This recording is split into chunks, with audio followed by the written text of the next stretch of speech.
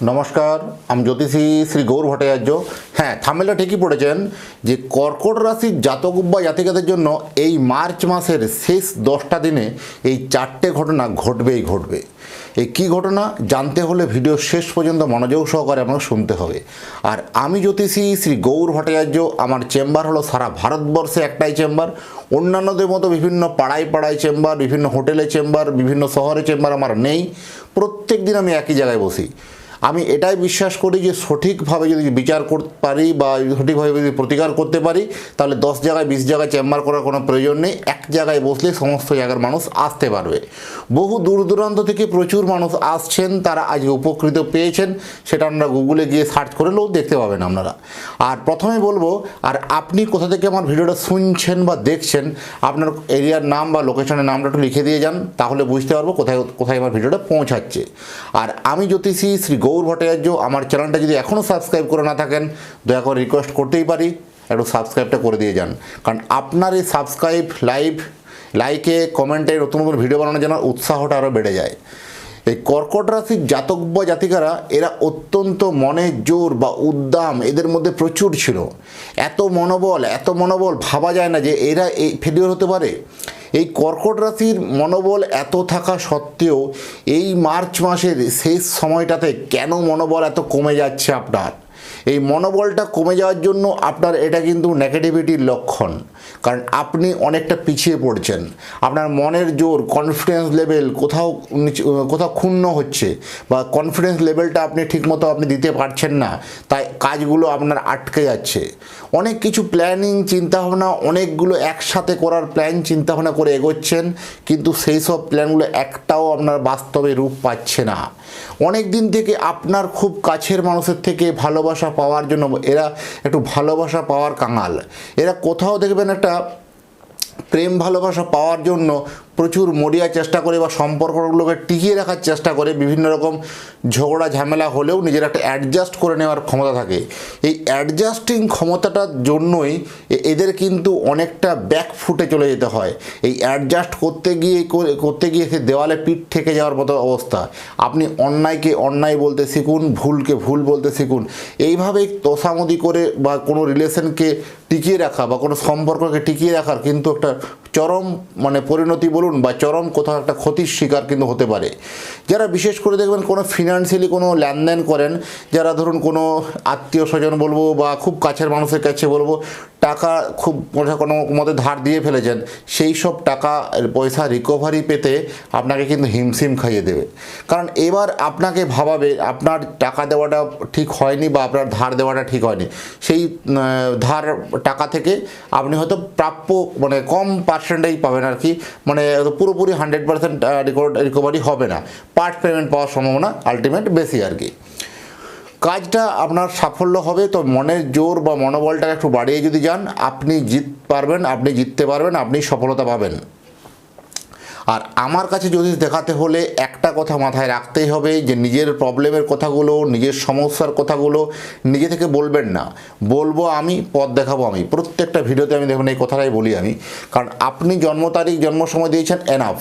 যারা অনেক দূরে থাকেন, যাদের পক্ষে চেম্বার আসা সম্ভব নয়, আমার সারা ভারতবর্ষে যেহেতু একটাই চেম্বার, প্রতাপবাগান 6 নম্বর সরণি, বাঁকুড়া। যারা অনেক দূরে থাকেন, যাদের পক্ষে আসা সম্ভব নয়, তারা অনলাইন দেখাতে পারেন। অনলাইন দেখাতে হলে কী করতে হবে?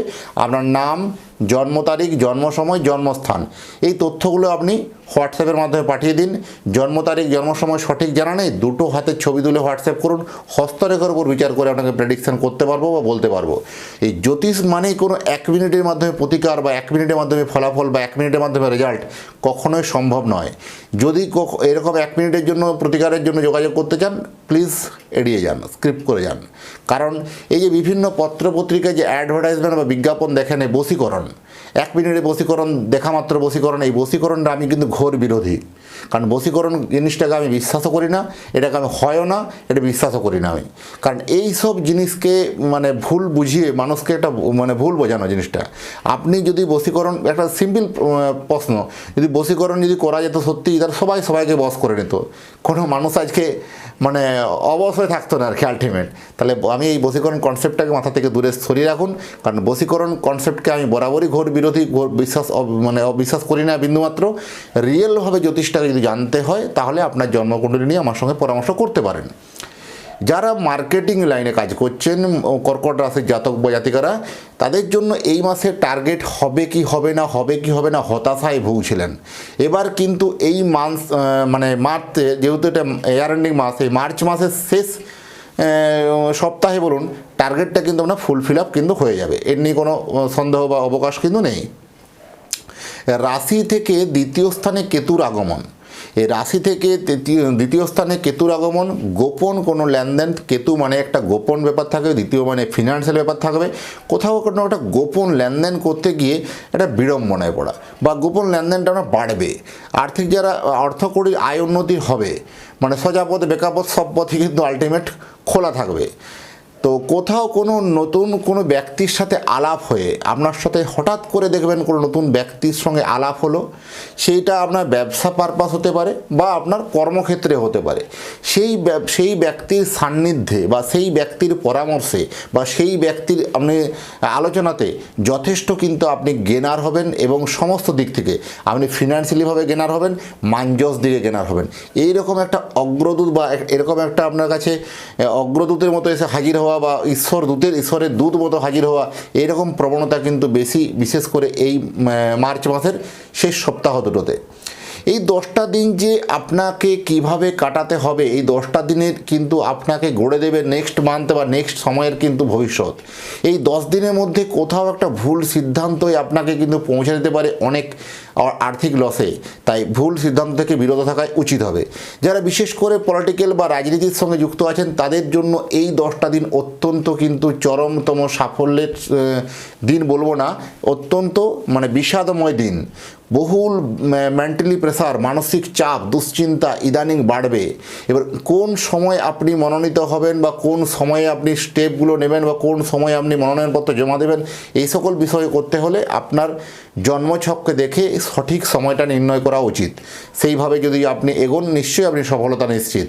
যাই হোক, এতক্ষণ ধরে অধীর আগ্রহে যারা আমার ভিডিওটা শুনছেন বা যারা দেখছেন, তাদেরকে অসংখ্য ধন্যবাদ। আবার দেখা হচ্ছে নতুন তথ্য নিয়ে, নতুন ভিডিও নিয়ে। নমস্কার।